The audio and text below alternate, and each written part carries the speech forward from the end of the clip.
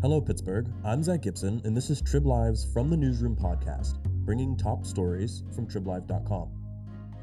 This week has seen snowfall and low temperatures to rival any other winter as the Pittsburgh area weathers a winter storm. With icy roads and real feel temperatures in the negatives, many people and businesses are operating in response to this frigid frontier. There are those in the area that are tasked with keeping Pittsburgh's processes operational. Justin Vellucci is here to tell me about these severe winter weather warriors. Hi, Justin. Hi, thanks for having me.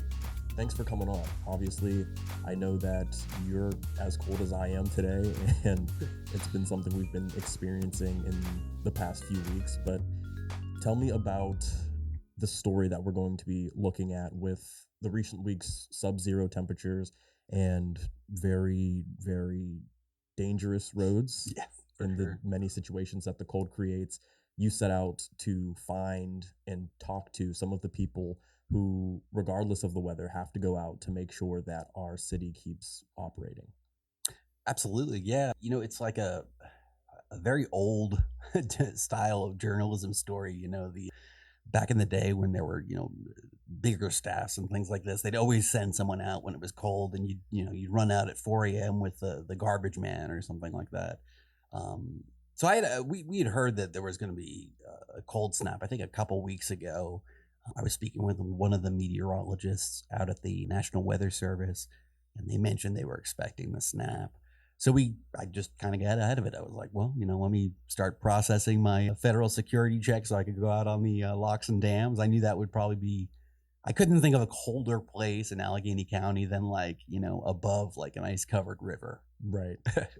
Yeah. So that's where you started your story. And while you were there, you spoke with Timothy Jones, the lockmaster. Can you tell me about what his job is like and what that experience was like visiting there?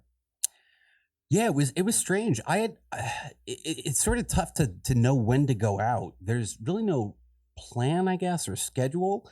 So it was kind of a shot in the dark. But I had heard that there were literally guys who were working at the locks and dams, like along the banks or in the locks on the Ohio River, like hacking apart like ice flows. Wow. with ice picks. And I was like, I've got to see that. Like that's just.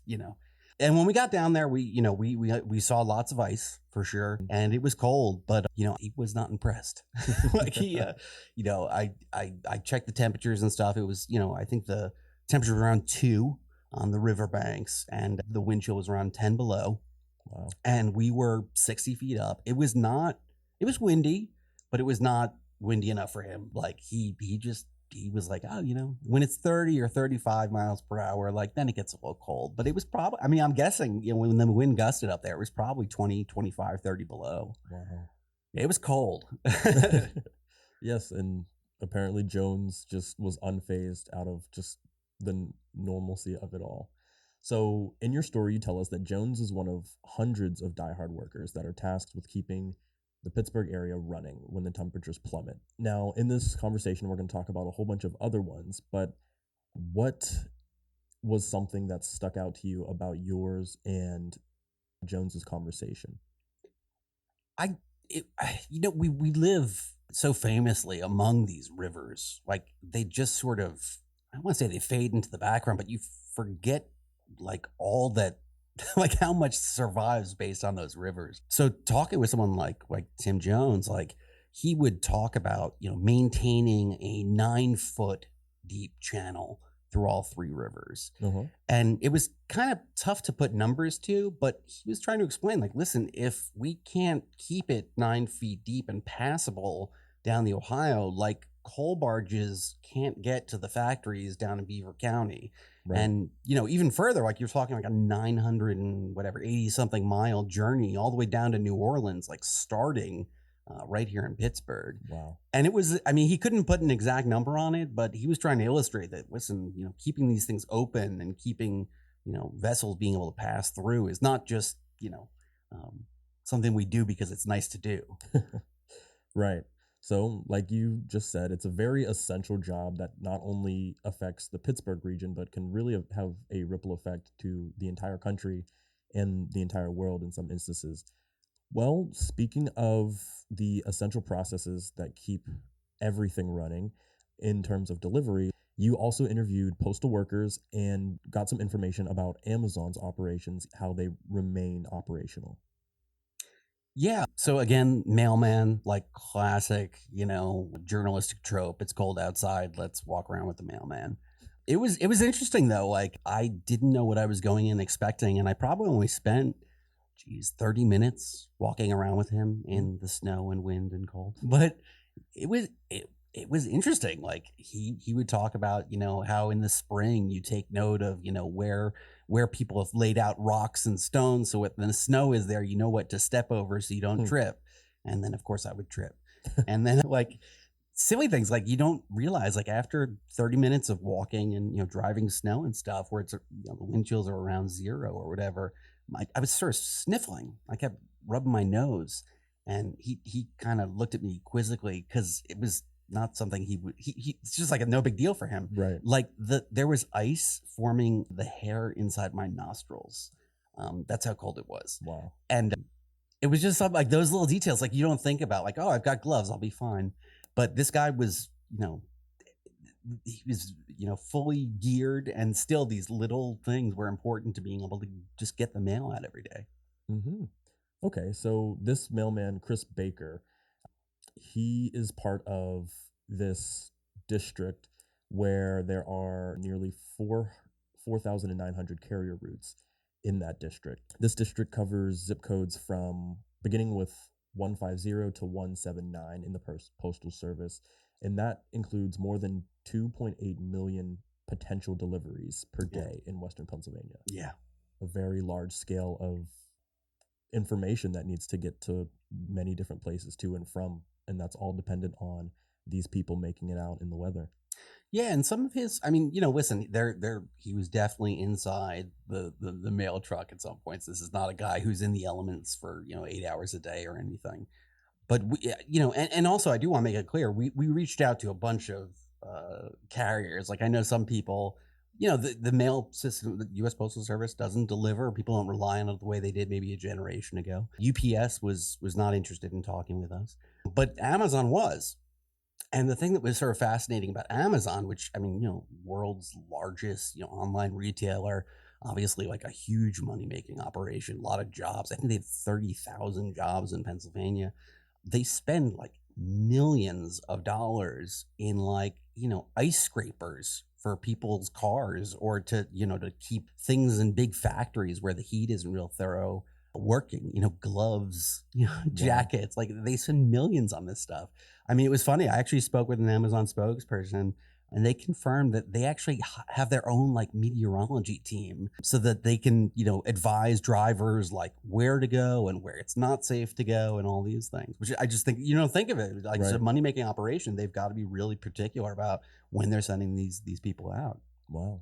Yeah, I mean, in an operation like that, it really does take so much to keep an eye on all of the conditions to make sure that things can get to where they need to get to on time. So, what about travel and the daily commute? This week has really seen some dangerous driving conditions. Can you tell me about what you've seen with the Turnpike and the award-winning snow fighters?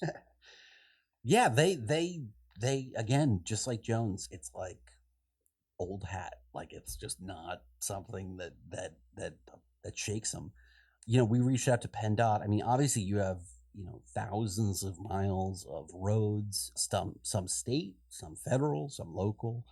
And, yes, there are a lot of people, tossing rock salt down or spreading dirt or, making toll plazas or clear. But you don't think about like, oh, yes, if a section of the parkway becomes snowy and they might have to shut down part of it, you don't think about like all of the, tractor trailers that are driving, from Chicago to New York, like down the Pennsylvania Turnpike, and like, it's someone's dollar and cents, like, what it's going to cost to route them another way, or I mean, Right.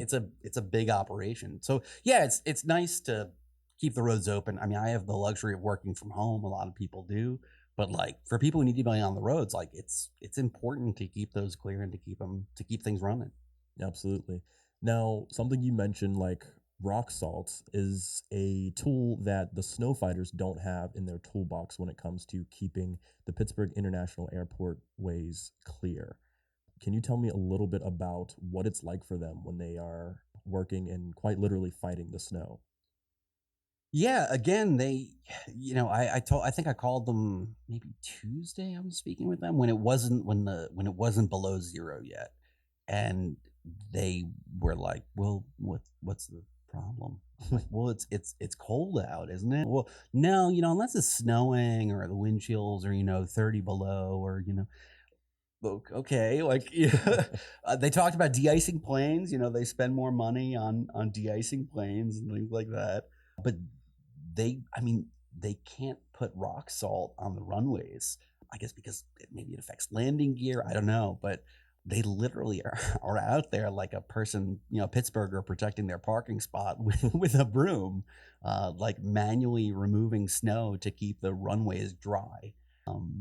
So it was funny. I mean, and again, like the Pittsburgh team, you don't think about it. This is like like a national award-winning team. Um, and like when there was I think I put this in the article last month when there was that 3 feet of snow Yes. dumped up in Erie, like the airport there was like essentially getting ready to shut down, and they called the guys in Pittsburgh and they ran up to Erie in the midst of the storm and they kept that airport going. I mean, it's crazy to think about, but like the fact that Erie would need to call on a Pittsburgh team is funny. Right. Yeah. I mean, like you said, they ran up during the storm, and that's part of the reason why they're called snow fighters. As you say in your story, they are working in the middle of the snowstorms, not waiting for the snow or the weather to subside. They are actively in it while it's happening to keep the roadways and lanes clear. You spoke to Jim Moorhead, who enlists the snow fighters, and Jim told us that it's roughly like managing a 2-lane highway that's about 500 miles long, which Yeah, it was. I thought was really impressive. I was trying to. I don't know if I have a good spatial sense. He was talking about like a 9,000 acre campus. Use the word campus, and I was like, I don't like. I can't like if a property is a half an acre, is that like a neighborhood? Like I had no sense for how big. Like what kind of road? And that was the example. Two-lane highway, 500 miles. Yeah, I mean, he was describing these machines. I have not seen them in person. They sound like medieval torture devices. Like the one guy was describing this chute where the snow blew out again, like at 25 miles an hour or whatever it was, and the propeller, like never mind the machine, just the propeller to keep it clear was like 6.5 or 7 feet tall. Wow. And they have dozens of these machines. It's fun. Also, I mean, another detail that I didn't get in, I just pulled it up on my phone. We reached out to some universities because obviously, a lot of schools went remote. Talking to crossing guards was on my list, but since all the schools in the area were closing down, we couldn't do that. But the University of Pittsburgh, for example, I was trying to get a sense of how they prepare for cold weather and snow. And the estimate is that they plan to use about 800,000 pounds of rock salt and more than 20,000 bags of ice melter material in what he called the average winter. Which just, I mean, again, I can't get my head around that. I mean, I might go through a few bags of rock salt in a year, but 800,000 pounds, like that's it's just crazy the scale that some of this stuff requires. Right. It seems like the lower the number of temperature, the higher the number of weight and cost to keep everybody moving in Pittsburgh. Absolutely. So as we're getting closer to wrapping up, we talked about braving the cold weather out of duty and necessity, but in the end of the story, you talk about the silver lining of this cold weather, specifically at Seven Springs. Absolutely. Yeah, I mean, it's interesting. I know you and I were talking earlier. Allegheny County, I think on Tuesday or Wednesday, closed skiing at Boys Park. They closed ice skating at North Park and South Park because they were concerned about people being exposed to, sub-zero temperatures for too long. At Seven Springs and in a lot of the resorts in the Laurel Highlands, I'm getting the sense like they live for this stuff. It was like poetry hearing this guy describe like how natural snow falls on top of, man-made snow and like what the conditions are like. And I mean, this guy was, I mean, describing snow as silky. I mean, it was very funny. But this is they would not release, visitor numbers or anything like that.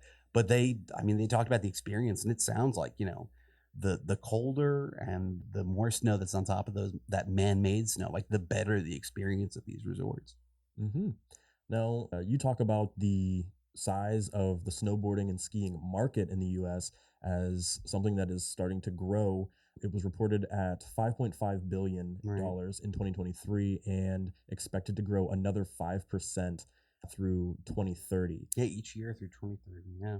Now, that obviously seems like a decent bit of growth, and with weather like this, how can you not be excited to work in that type of environment? Another figure that you added as we're getting closer to closing is that about 1.7 million people stay overnight in the area during the winter months. Now, that's about twice the population of Delaware. Yes. That's a really, really big number. Another big number to add to these statistics. City of Pittsburgh has, 300,000 people in it, and most of the people staying in the winter months in this area are staying in or close to the city of Pittsburgh. And I thought it was interesting also, I think, 2 out of 5, I think it was, people who come here talk about doing outdoor stuff all around the year, not just, coming here to kayak on the rivers in summer or something, right. But there are, from what the tourism officials say, lots of people who will visit and spend a night or spend a weekend to, go ice skating at PPG Place or something, or, rent a cabin and just walk in the snow in the Laurel Highlands. I mean, it's a serious draw. And having lived previously in California, there's something about the Four Seasons that, I think Pennsylvania's kind of take for granted. Mm-hmm. It's not something that the entire country experiences. So this idea of having snow or a cold snap where things still function, it's inviting in a way. Okay. Well, Justin, thank you for, first off, braving the cold to go create this story. And then thank you for bringing this story in here with us today to deliver it to our listeners. Thanks so much for having me. Always like coming on. Thanks for joining. If you enjoyed this week's episode, share the podcast to help keep Western PA locally informed with insightful discussion and the latest news from your area. It's an easy way to spread the word, and it helps our podcast reach more people like you.